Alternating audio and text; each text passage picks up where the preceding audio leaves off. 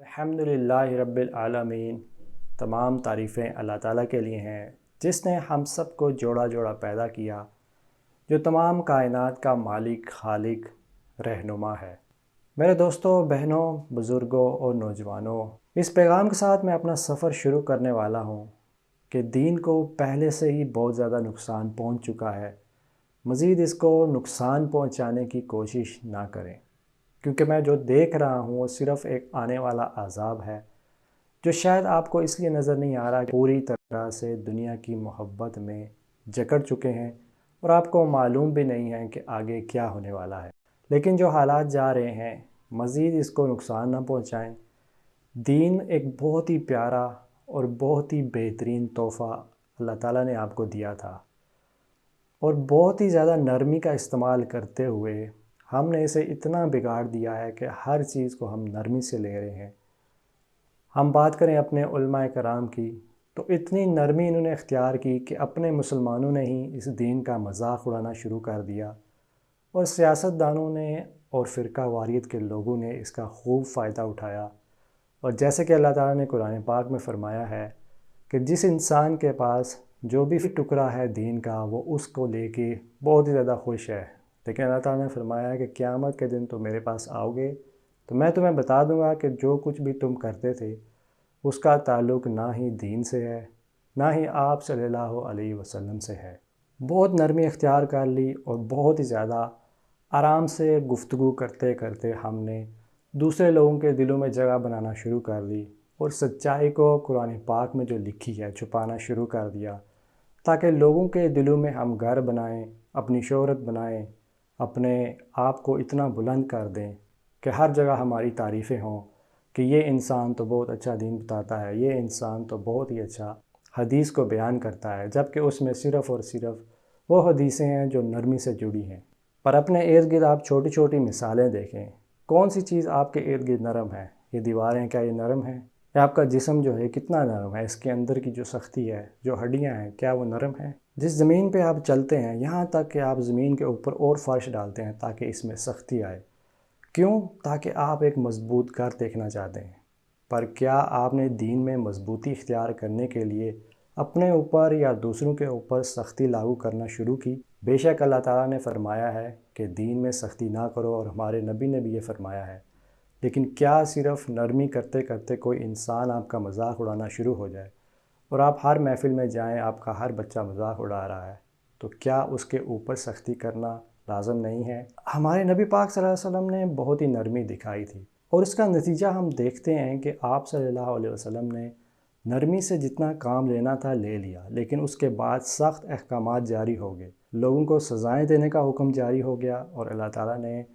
سختی سے کام لینا شروع کر دیا کہ لوگ آپ صلی اللہ علیہ وسلم کا مذاق بھی نہ اڑا سکیں۔ آپ نے دیکھا ہوگا کہ اس دور میں بھی کیسے لوگوں نے احترام نہیں کیا تھا ہمارے نبی کا، اور ان کے اچھے ہونے کا بہت زیادہ انہوں نے فائدہ اٹھایا۔ بے شک اللہ تعالیٰ نے فرعون کے پاس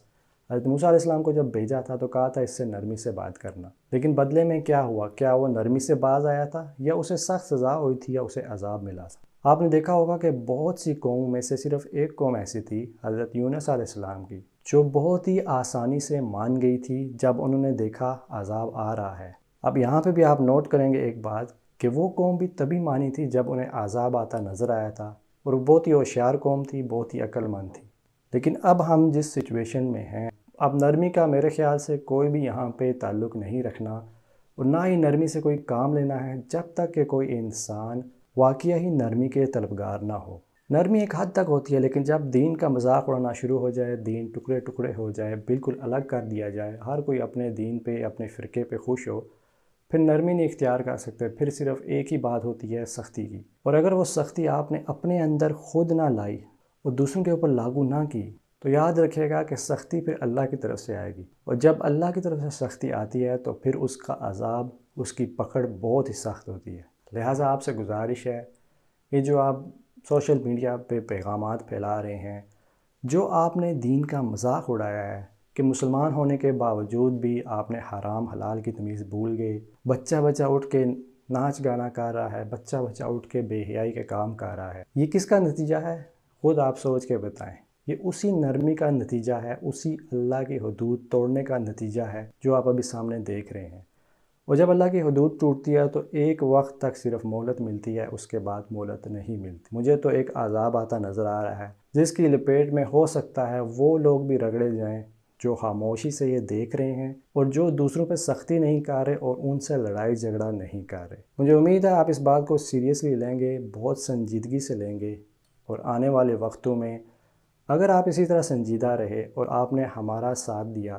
یا آپ نے مل کے اپنی کوئی تحریک نکالی، اپنی طرف سے اپنا علم حاصل کرتے ہوئے جو قرآن و حدیث میں لکھا ہے اس کو سمجھتے ہوئے اگر آپ نے عمل کیا تو لازمی بات ہے کہ آپ اس معاشرے کو بہتر بنا سکیں گے، ورنہ نرمی کا کام جس طرح سے لیا ہے علماء کرام نے، اس دین کا تو مذاق اڑ چکا ہے۔ اور اگر ایسے ہی مذاق اڑتا رہا اور ایسے ہی بے حرمتی ہوتی رہی، حدودیں توڑتے رہے اللہ کی، تو اللہ کے لیے مشکل نہیں ہے کسی قوم کو برباد کرنا۔ اللہ تعالیٰ نے فرمایا ہے کہ جب کوئی قوم اللہ کے احکامات کو نہیں مانتی، حدود توڑتی ہے، تو اللہ تعالیٰ اس کو مار کے ایک نئی مخلوق لے کے آتا ہے جو اللہ کے حکم کی پیروی کرتی ہے اور اللہ سے زیادہ محبت رکھتی ہے۔ اب آپ سوچ رہے ہوں گے کہ باقی انگریزوں پر کیوں نہیں عذاب آ رہا اور ہم پہ کیوں؟ ہم تو ایمان بھی رکھتے ہیں اللہ پہ اور کچھ نہ کچھ عبادت کر لیتے ہیں ہر جمعے کے دن، یا عید کی عید پڑھ بھی لیتے ہیں اور اللہ کو مانتے ہیں، نیازیں کھا لیتے ہیں اور باقی صدقات وغیرہ بھی دیتے رہتے ہیں، تو ہم پہ عذاب کیوں آئے گا؟ اگر آپ اس بات پہ یقین رکھتے ہیں تو میرے خیال سے آپ کو انٹرنیٹ پہ یا پھر خبروں پہ نظر رکھنی چاہیے، کیونکہ آپ نہیں دیکھ رہے کہ اللہ تعالیٰ کیسے ان کو تھوڑا تھوڑا عذاب دیتا ہے۔ حال ہی میں بات کریں امریکہ میں جو ٹورنیڈو آیا تھا، آپ کو شاید نہیں پتا کتنے لوگوں کی جان گئی اور کتنے لوگوں کا نقصان ہوا مالی طور پہ۔ یہاں پہ آپ انڈیا کی بات کریں اور آپ دیکھ سکتے ہیں کہ عرب ممالک میں بھی آج کل بہت سی بارشیں اور سیلاب آتے ہیں۔ اللہ تعالیٰ انسان کو جب بھی آزماتا ہے، زیادہ تر اس کی شکل اب جو ہے آسمان سے گرنے والے پتھر یا پھر آسمان سے برسنے والی آگ نہیں ہوتی، کیونکہ حضرت یونس علیہ السلام کے قصے میں آپ نے دیکھا ہوگا،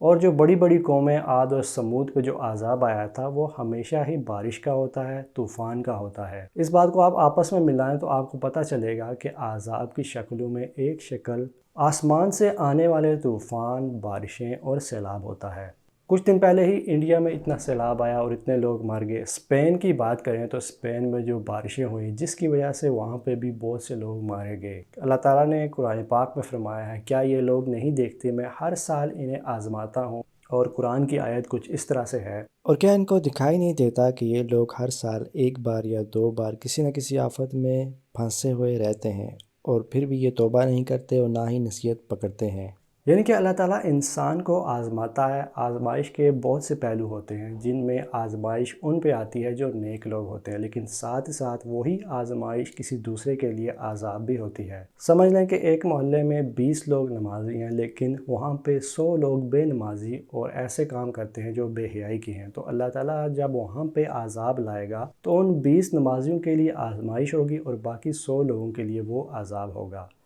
اللہ تعالیٰ مسلمانوں کو آزمائش سے ہمیشہ بچا لیتا ہے، لیکن جو لوگ اس میں مارے جاتے ہیں، ہم یہ کہہ سکتے ہیں یقینی طور پہ کہ اللہ تعالیٰ نے انہیں عذاب دیا اور اپنے عذاب کی وجہ سے وہ لوگ مارے گئے۔ لیکن بیچ میں اگر کوئی نیک انسان بھی مارا جاتا ہے تو اسے شہادت کا درجہ دیا جاتا ہے۔ تو یہ تھا میرا پہلا پیغام، امید ہے آپ کو اس کی سمجھ آ چکی ہوگی۔ الحمدللہ رب العالمین۔